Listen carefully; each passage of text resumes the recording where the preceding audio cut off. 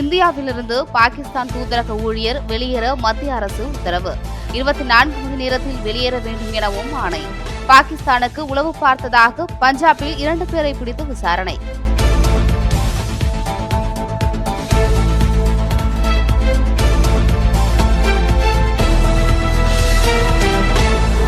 நீலகிரி மாவட்டத்திற்கு 5 நாள் பயணமாக சென்றுள்ள முதலமைச்சர் மு.க.ஸ்டாலினுக்கு பாரம்பரிய இசையுடன் பழங்குடியினர் உற்சாக வரவேற்பு.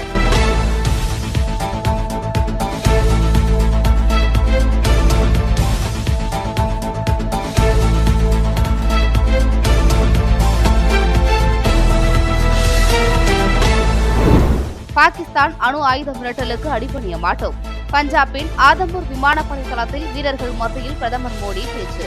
விமானப்படை வீரர்கள் வரலாறு படைத்துள்ளதாகவும் பெருமிதம்.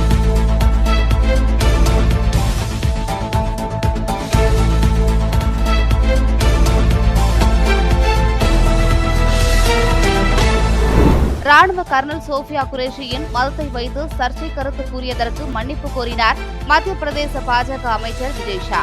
பாகிஸ்தானின் சகோதரி என கூறியதற்கு பல்வேறு தரப்பிலிருந்தும் கண்டனம்.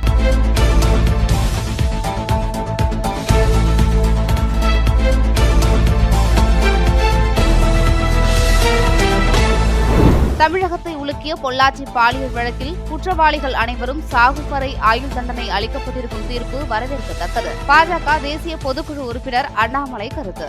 அண்ணா பல்கலைக்கழக மாணவி மீதான பாலியல் வன்முறைக்கும் விரைவான நியாயம் கிடைக்கவும் தமிழக அரசு தகுந்த நடவடிக்கை எடுக்க வேண்டும் எனவும் கோரிக்கை. உச்சநீதிமன்றத்தின் 52வது தலைமை நீதிபதியாக நீதிபதி பி.ஆர். கவாய் இன்று பதவியேற்பு. குடியரசுத் தலைவர் மாளிகையில் நடைபெறும் நிகழ்ச்சியில் நீதிபதி பி.ஆர். கவாய்க்கு குடியரசுத் தலைவர் திரௌபதி முர்மு பதவி பிரமாணம் செய்து வைக்கிறார்.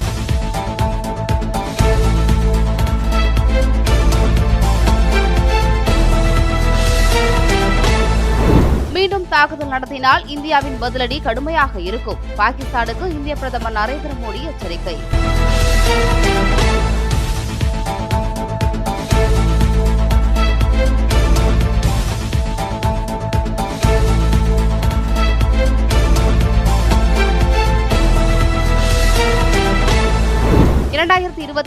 அதிமுக ஆட்சி அமைந்ததும் யார் அந்த சார் என்ற கேள்விக்கான பதிலும் உரிய நீதியும் நிச்சயம் கிடைக்கும்.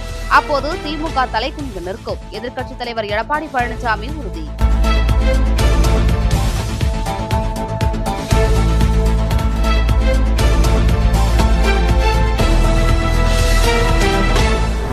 பொள்ளாச்சி பாலியல் வழக்கில் வெளியான தீர்ப்பு கொடுங்காயத்திற்கு இடப்பட்ட மாமருந்து என அரசியல் கட்சித் தலைவர்கள் வரவேற்பு.